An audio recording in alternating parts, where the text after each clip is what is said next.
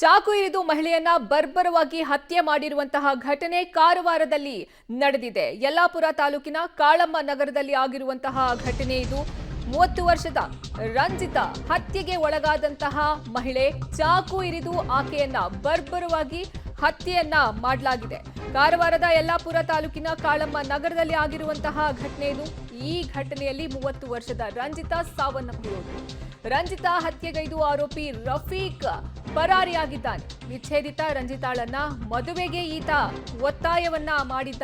Yellapur police ಠಾಣೆಯಲ್ಲಿ ಈ ಕುರಿತು ಸದ್ಯ ಕೇಸ್ ದಾಖಲು ಮಾಡಿಕೊಳ್ಳಲಾಗಿದೆ. ಸದ್ಯ ನೀವು ನೋಡ್ತಾ ಇದ್ದೀರಾ ಫೋಟೋಸು. ಈತನೇ ರಫೀಕ್, ಈಕೆ ರಂಜಿತಾ. ಈಕೆಯನ್ನ ಈತ ಬರ್ಬರವಾಗಿ ಹತ್ಯೆಗೈದು ಪರಾರಿಯಾಗಿದ್ದಾನೆ. ಕಾರವಾರದಲ್ಲಿ ಆಗಿರುವಂತಹ ಘಟನೆ ಇದು. ವಿಚ್ಛೇದಿತ ರಂಜಿತಾಳನ್ನ ಮದುವೆ ಆಗು ಅಂತ ಹೇಳಿ ಈತ ಪೀಡಿಸ್ತಾ ಇದ್ದ. ನಂತರ ಆಕೆಯನ್ನ ಬರ್ಬರವಾಗಿ ಚಾಕು ಇರಿದು ಕೊಲೆಯನ್ನ ಮಾಡಿದ್ದಾನೆ.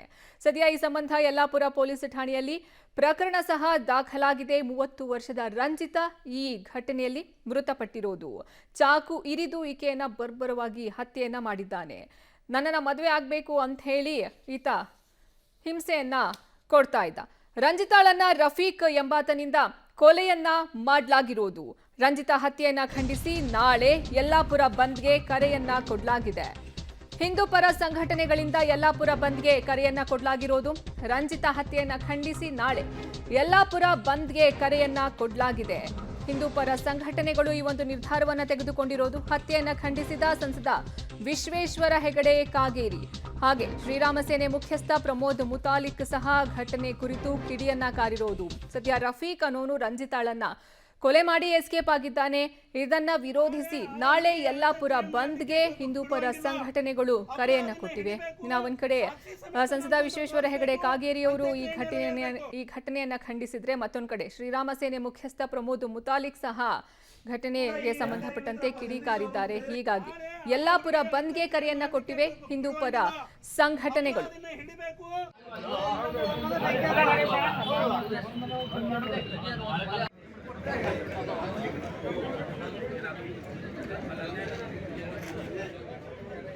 ಇವತ್ತು ಕಾರವಾರ ಜಿಲ್ಲೆ ಯಲ್ಲಾಪುರನಲ್ಲಿ ಒಂದು ಹಿಂದೂ ಹುಡುಗಿಯ ಅಮಾನುಷವಾಗಿ ಕೊಲೆ ಆಗಿದೆ.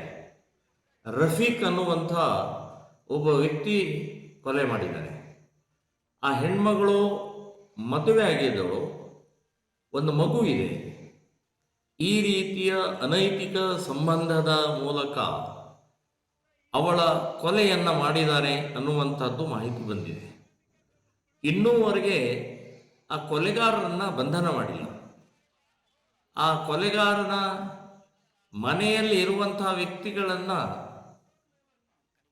ಅವರನ್ನು ಬಂಧನ ಮಾಡಿ ಎನ್ಕ್ವೈರಿ ಮಾಡಿದರೆ ಗೊತ್ತಾಗತ್ತೆ. ಪೊಲೀಸ್ ಡಿಪಾರ್ಟ್ಮೆಂಟ್ ಮುಸ್ಲಿಂ ಅಂದ ತಕ್ಷಣವೇ ಹಿಂದೇಟು ಹಾಕುವಂಥ ಪ್ರವೃತ್ತಿ, ಈ ಮಾನಸಿಕತೆ ಕಾಂಗ್ರೆಸ್ ಸರ್ಕಾರದಲ್ಲಿದ್ದಾಗ ಮಾಡಬಾರ್ದು. ನ್ಯಾಯ ಕಾನೂನು ಏನು ಹೇಳುತ್ತೆ ಅದನ್ನು ಪರಿಪಾಲನೆ ಮಾಡುವಂಥ ಪೊಲೀಸ್ ಡಿಪಾರ್ಟ್ಮೆಂಟ್ ಆಗಬೇಕು ಅಂತನ್ನುವಂಥದ್ದು ಹೇಳ್ತಾ ಇದ್ದೀನಿ. ಈಗ ಅಲ್ಲಿ ನೂರಾರು ಜನ ಸೇರಿದಂಥ ಕಾರ್ಯಕರ್ತರನ್ನು ಇವತ್ತು ಬೇರೆ ಬೇರೆ ರೀತಿಯ ಡೈವರ್ಟ್ ಮಾಡುವಂಥ ಪ್ರಯತ್ನವನ್ನು ನಡೀತಾ ಇದೆ. ಈ ಬಗ್ಗೆ ಹೆಚ್ಚಿನ ಮಾಹಿತಿ ನೀಡ್ತಾರೆ ನಮ್ಮ ಪ್ರತಿನಿಧಿ ನವೀನ್ ಸಾಗರ್, ದೂರವಾಣಿ ಸಂಪರ್ಕದಲ್ಲಿ ಜಾಯ್ನ್ ಆಗ್ತಿದ್ದಾರೆ. ನವೀನ್, ಈ ಘಟನೆ ಯಾವಾಗ ಆಗಿದ್ದು ಮತ್ತೆ ನಾಳೆ ಕರೆಯನ್ನ ಕೊಟ್ಟಿದ್ದಾರಲ್ಲ, ಇದಕ್ಕೆ ಯಾರೆಲ್ಲ ಬೆಂಬಲವನ್ನ ಸೂಚಿಸ್ತಾ ಇದ್ದಾರೆ? ಸಿಚುವೇಶನ್ ಅಲ್ಲಿ ಹೇಗಿದೆ? ಮತ್ತು ಇನ್ನೊಂದು ಕಡೆ ರಂಜಿತಾ ಹಾಗೂ ರಫೀಕ್ ಇವ್ರಿಗೆ ಎಷ್ಟು ದಿನದಿಂದ ಪರಿಚಯ, ಪ್ರೀತಿ ಏನಾದ್ರು ಮಾಡ್ತಿದ್ರ, ಏನ್ ವಿಷಯ ಅಂತ? ಅರ್ಪಿತಾ, ರಂಜಿತಾ ಹತ್ಯೆ ಆಗಿರುವಂತದ್ದು ಇಂದು ಮಧ್ಯಾಹ್ನ ಆಗಿರುವಂತದ್ದು. ಆ ಶಾಲೆಯಲ್ಲಿ ಬಿಸಿಯೂಟ ಕಾರ್ಯಕರ್ತೆಯಾಗಿ ಕೆಲಸವನ್ನ ನಿರ್ವಹಿಸಿದ ರಂಜಿತಾ ಮಧ್ಯಾಹ್ನದ ವೇಳೆ ಮನೆಗೆ ಮರಳಿ ಬರ್ತಾ ಇದ್ದು. ಆ ವೇಳೆ ರಫೀಕ್ ಈಕೆಯ ಕುತ್ತಿಗೆಗೆ ಚಾಕುವನ್ನ ಹಾಕಿ ಹತ್ಯೆ ಮಾಡಿರುವಂತದ್ದು. ರಫೀಕ್ ಮೊದಲಿಂದ ಚಿಕ್ಕ ವಯಸ್ಸಿನಿಂದಲೇ ರಂಜಿತಾ ಜೊತೆ ಒಂದು ಸಹಪಾಠಿ ಆಗಿದ್ದಂಥವನು. ನಂತರದಲ್ಲಿ ಆಕೆಯನ್ನ ಈತ ಪ್ರೀತಿಸ್ತಾ ಇದ್ದ. ಸುಮಾರು 10 ವರ್ಷದಿಂದ ಈತ ಆಕೆಯನ್ನ ಪ್ರೀತಿಸ್ತಾ ಇರುವುದಾಗಿ ಒಂದು ಮಾಹಿತಿ ಇರುವಂತದ್ದು. ಆದ್ರೆ ಆಕೆ ಮದುವೆ ಆಗ್ಲಿಕ್ಕೆ ಒಪ್ಲಿಲ್ಲ ಅನ್ನುವಂತಹ ಒಂದು ಕಾರಣಕ್ಕೆ ಆಕೆಯನ್ನ ಹತ್ಯೆ ಮಾಡಿರುವಂತದ್ದು ಈಗ ಪ್ರಾಥಮಿಕ ತನಿಖೆಯಿಂದ ಬಂದಿರುವಂತದ್ದು. ರಫೀಕ್ ಅವರ ಊರಿನ ಪಕ್ಕದ ಒಂದು ಸುಮಾರು ಒಂದು 4 ಮನೆ ದೂರದಲ್ಲಿಯೇ ಆತ ಇರುವಂತದ್ದು. ಇಬ್ರು ಚಿಕ್ಕ ವಯಸ್ಸಿನಿಂದ ಪರಿಚಿತರಾಗಿರುವಂತರು.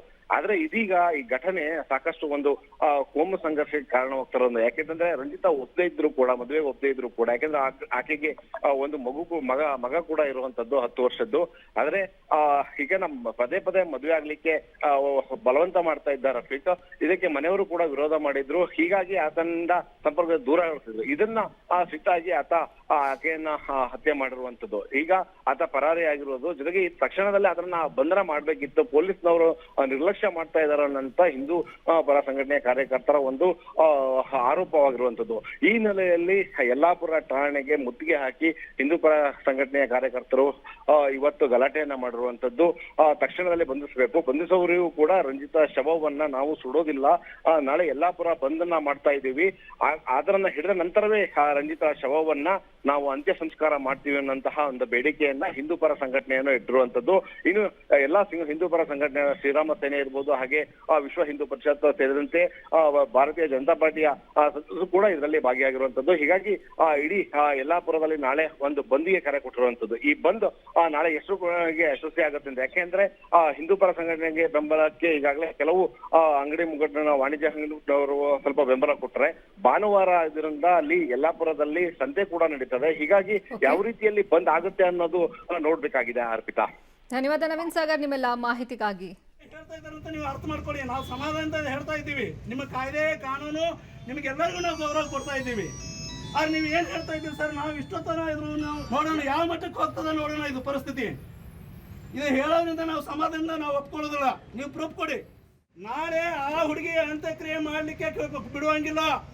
ಅಪರಾಧಿನ ಹಿಡಿಬೇಕು, ಸಾಕ್ಷಿ ಸಮೇತ ನಮ್ಮ ಮುಂದೆ ತೋರಿಸ್ಬೇಕು, ಅಂತ್ಯಕ್ರಿಯೆ ನೆರವೇರಬೇಕು. ಅಲ್ಲಿಯವರೆಗೆ ಆ ಅಂತ್ಯಕ್ರಿಯೆ ಮಾಡ್ಲಿಕ್ಕೆ ನಮ್ಮ ಸಮಾಜ ಒಪ್ಪೋದಿಲ್ಲ, ಬಿಡೋದಿಲ್ಲ.